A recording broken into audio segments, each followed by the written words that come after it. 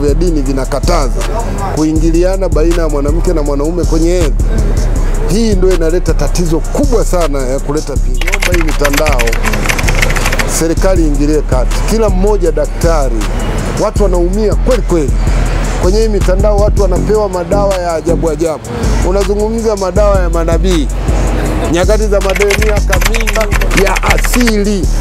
Wana magonjwa ya asili, lazima tushirikiane na serikali, watu watibiwe katika asili. Tutoe magonjwa ambayo yanaleta matatizo katika asili. Gonjwa la kwanza ni hiyo tezi dume. Gonjwa la pili majimaji ukeni, chango.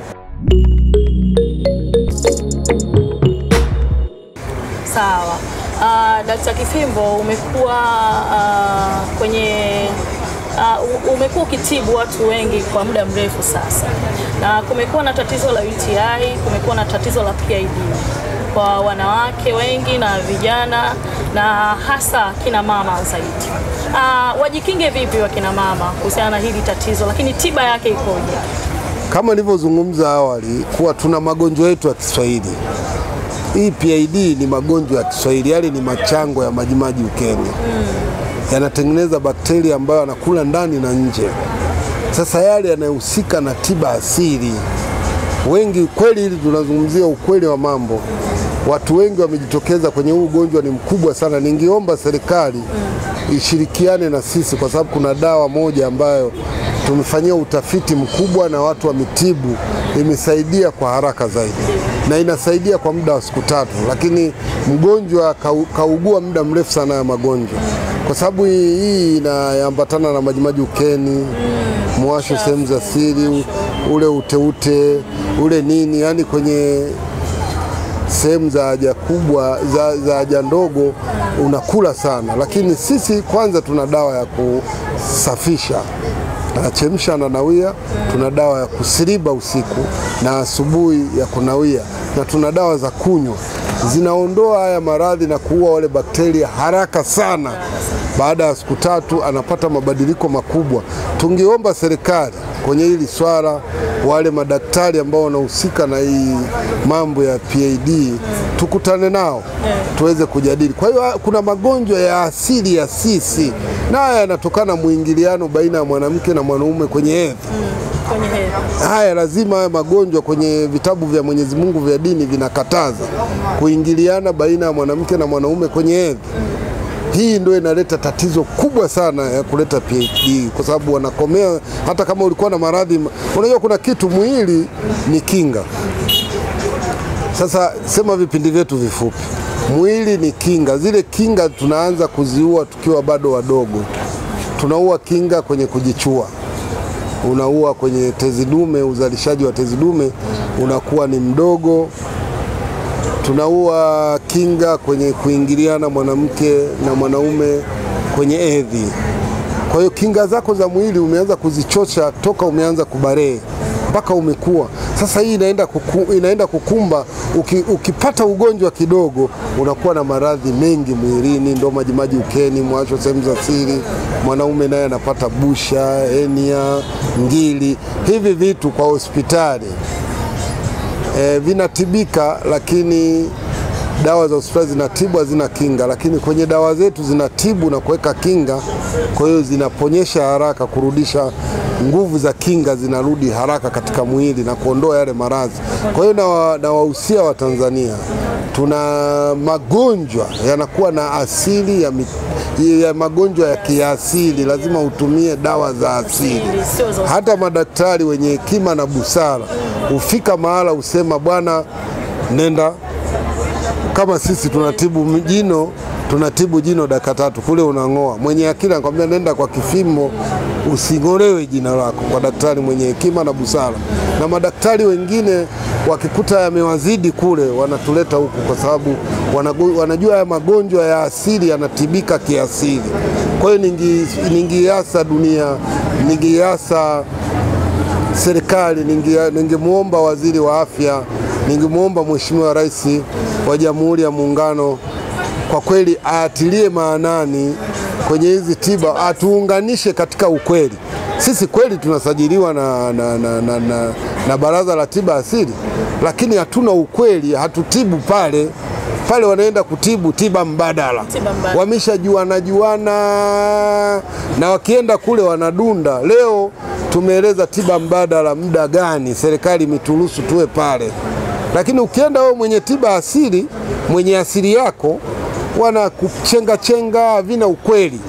Wakikaa wenyewe wanadunda, kwa sababu dawa ikijulikana dawa fulani inakuwa na watu wengi wanaifuata dawa. Mimi naishi kwa sababu ya tiba, sababu natoa tiba za kweli. Nikwambia natibu jino dakika tatu kweli, ndio naishi nayo mpaka leo, sina ubabaishaji. Sasa ningependa serikali ijaribu kuwaangalia wale watu na kuwatembelea. Tuache hii magumashi yao wenzetu wataalamu wa tiba mbadala kuingia kwetu na kujaribu. Tunapoteza watu wengi na tiba inakuwa haina mafanikio. Kumbe tiba asili ina mafanikio. Watu wameingia hivi kila mmoja na hii mitandao. Mimi ningeomba hii mitandao serikali ingilie kati. Kila mmoja daktari, watu wanaumia kweli kweli. Kwenye hii mitandao watu wanapewa madawa ya ajabu. Unazungumza madawa ya manabii. Nyakati za madai miaka mingi huko natuletea Tanzania. Sijui madawa kwenye vitu vya sijui lishe. Hii ni uongo. Huwezi kusema lishe ni dawa. Lishe sio dawa. Dawa ni dawa, lishe ni lishe. Hivi vitu viwekwe kweli, tusiwadanganye watu. Watu wanadhulumiwa kweli. Watu wanakuja kwetu hapa, alimopita mwenye mitandao wamezulumiwa kweli. Hii serikali iangalie kweli, wananchi wenu wanateseka. Kuna watu hawajapata tiba, wanadanganywa kwa sababu watu wameingia kifedha huko. Kwa hiyo katika ile fedha wanawadhulumu watu wengi sana. Mimi naomba serikali itupitie kwa uhakika na ituhakiki vizuri, na serikali inapoteza fedha nyingi sana kwenye hili jambo, kwa sababu wale tunatambuana kiujanja. Kuna baadhi ya waratibu wa tiba asili sio waaminifu, wanaingia kwenye masuala ya kutafuta fedha. Tunaomba mtuletee waratibu wenye kujali tiba asili, anayependa tiba asili. Na waratibu wengi wako kwenye mifumo ya serikali, pale ukienda na shughuli nyingi za serikali. Kwa hiyo tungeomba serikali iangalie vizuri kile kitengo, awe anahudumia kweli watu wa tiba. Kuwapata ni shida, na ukikutana naye kubadilishana naye mawazo ni ngumu.